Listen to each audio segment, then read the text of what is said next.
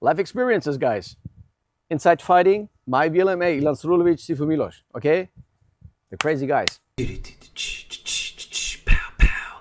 Inside fighting, yeah. Dangerous martial arts. Pow, pow. Ooh, ah. How you feel about this? This sucks. How I don't much? like this at How all. much? Well, I want to run. And you see, I want to and create you know space. me, and you know I'm not going to attack you. You see what he immediately did? Yeah, backed off. Okay. That's automatic because I almost have no option. Does it feel a little bit better? A little bit better. But still Definitely. bad, right? Yeah. Good. 100%. I feel a little bit better here, but I'm also taking more space.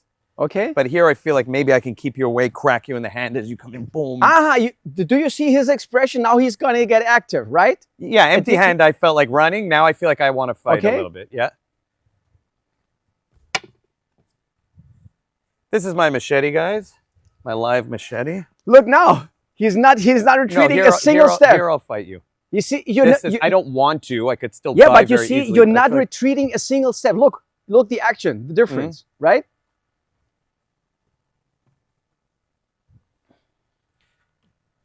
Guys, this gun is clear. No magazine inside. It's my EDC. Well, now I want to... But you see, the interesting thing is, which of these tools gave you the most confidence? At this range, honestly, it's going to sound crazy. The longest weapon gave me, like the machete the machete the most. Yep. At this range, I'm not so confident with the gun if it's not drawn. If my gun is drawn and I have it in my hand, I have more confidence with the gun. So take the machete, please. So you see, guys, no, hold them both, please. You see, guys, a bullet kills pretty fast. And it's, let's say, the stronger weapon, right? Mm-hmm. But this gives you more confidence. Why? Because we all have the same procession in our brain when it comes to protection, whatever it is. Mm-hmm. You see that my tool gives you so much discomfort and fear. Yes. But when your tool is an average in comparison, in your calculation, bigger and stronger than mine, you feel more confident. Way more confident, especially if I have experience with the tool. So now my question is to you, with everything what we did so far, everything what we talked so far about, how much is now the cure for being attacked based on technique? Yeah. Well, technique alone is going to get you nowhere. Having the better weapon is going to get you somewhere. So is it more an emotional, psychological impact what gives you the capability, or some technical what you've trained? No, it's more the emotional. You saw that, because the second I got something that works in my head better, you're right, my body language. I literally was uncomfortable when just even someone who I trust standing in front of me with a knife, if I have nothing in my hand, makes me uncomfortable. A real blade, and that they could decide to come at me, it's like I'm just hardwired that way. And I have a question. Would you have reacted the same way with it if I would have carried a training knife? Or no? Okay. No, it's the direct proportionality of the threat. Okay. So that's now my question. Do you think that any kind of technique is going to help you when your psychological, mental status is not? Zero chance. Okay. Zero chance, because I train all the time with training blades, and like I said, even shock knives, which cause a physical disruption in your body. This is totally different.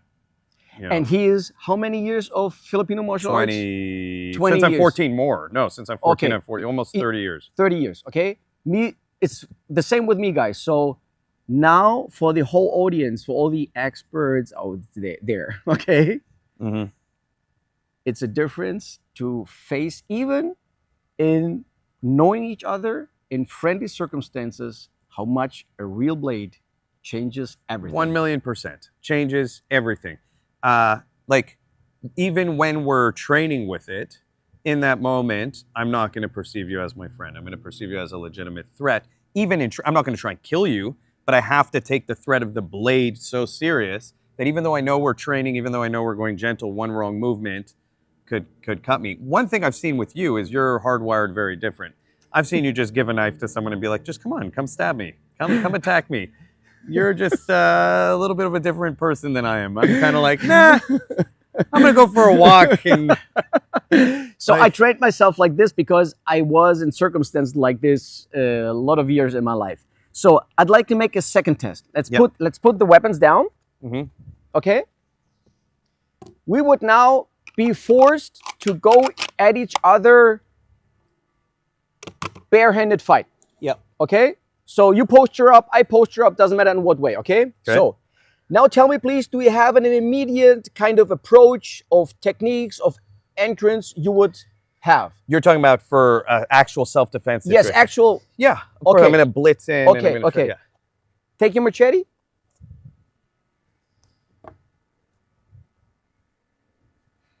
To have an approach, more tentative, more waiting for you to come and counter. So you don't have any, right? Yeah.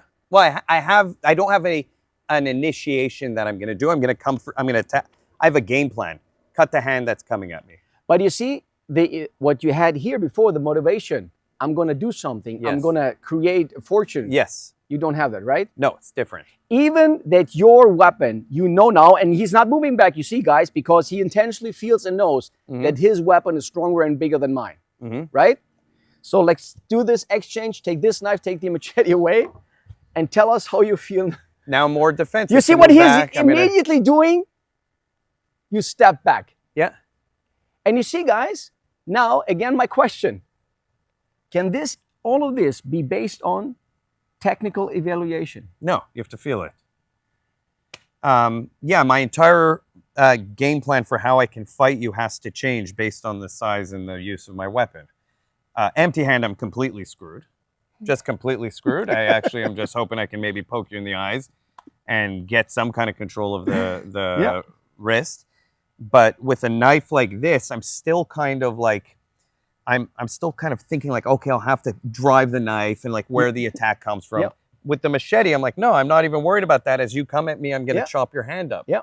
I have more range. So the next thing is, I intentionally didn't give him the knife I was holding the whole time. Now I give you the knife I was holding the whole time. And now give me your expression. What have this done to you if I would have used it any kind of way? This would have killed me if you would have used it. You see that? And now, in reminiscence, everything we talked about, you felt now. Now you have the weight of the blade. Yep. You have the strength of the blade. How does it feel Very now? sharp. Yeah. Well, this is a nice blade. I mean, it gives you a certain level of... And how will you feel now if I would have really attacked you for real? Oh, with this? It doesn't matter what you carried. Yeah, I wouldn't have been happy about it, no matter what. Especially if you just ran at me with the intention to kill me aggressively. Even with all the other weapons, I mean, it's still... Like, once this is in play, doesn't matter if I have a gun, it doesn't matter if I have a machete, at the range we're at, there is a chance that you just get... Even if I manage to kill you in the process, there's a high chance that you're going to stab me and kill me. So, guys, and I want to say something. Why we doing this video today? Because this is something I've never done before, because I don't get very well along with people who are based on a narrow mindset like this. But I did this with Elon today for one particular thing, because first of all, he's an amazing person and personality, and he's in my opinion, how I define it, a true master of martial arts. Always open-minded and developing his own mindset and skill. And I did this today to show really that how narrow-minded out there martial art teachers are. Whatever they talk and show about knife defense, that it's based on technical evaluation, something. And this is why I did this today with Elon, to show you that someone who's capable, experienced everything, but he's an honest, truthful person. How he talks about this, I feel screwed. Yeah, I feel like look, I'll fight to survive, but I really feel when you hold it, or if you were really coming at me aggressively, that would make it 100 times worse. You could cover such an amount of distance. You have an extra 6 to 7 inches of something that could just slice open my neck, kill me very quickly. And it's very scary, even if you're trained. That's my biggest criticism of Filipino martial arts. It's become so like, right? Like, and then we're learning to, the reality is like someone's just going to be doing this to you repeatedly everywhere, just trying, or just this, like repeatedly. How are you going to, you think like all this beautiful, flowery, technical stuff, Can I say one thing about Yeah. fighting? I've wanted to Yeah. talk about this for Yeah. a while. Whether with a weapon or with empty hand, the way we train and the way all martial arts evolve is you get to a point where you have peak technical proficiency with the highest level of resistance that you can get to. The problem is that's often 60 to 70% resistance if you want to have a live martial art where they spar. Everyone always talks about sparring, the importance of it. I'm a big advocate for sparring. But no matter what, if you're going to spar and you're going to sustain sparring, you're getting to 60 to 70% intensity at the highest before technical proficiency falls off. So what do you learn to do? You learn to fight with technical proficiency at 60 to 70% intensity. What is a street fight? What is a life or death situation with a knife? 100% intensity, and the steep decline of technical proficiency goes down to 5%, meaning on your worst day in the gym, the worst performance you ever had, without thinking, you're going to do at a lower level than what you did that day in response, just automatically. And so we're training, like, even if you look at empty hand, a lot of people train like complex motor functions, right? And even if the person is coming fast, right? Now, here I can say, okay, there, Yep. sorry, boom, boom, right? And Yep. now we're, in reality, that is a technical movement. When he really comes at me, I'm going to be like, oh, shit. I'm going to cover up. I'm not going to pull off all the, you look at Silat, right? They hit Yep. the elbow here, Yep. here, right? Now I can Yep. take him down. We're never going to pull that off because we're training to learn to do it at 60 to 70% intensity with high technical proficiency. When all my technical proficiency, if you really came at me 100%, would go down. So a lot of these martial arts go spar, spar, spar, spar. Look, I'm a huge fan of it. But if you're pulling off slick, kind of like, oh, I pulled off Yeah. a question mark kick here, Yeah. boom, and a here, like that's not actually how it's going to happen. And with weapons, the stakes are even higher. So it's even more exaggerated.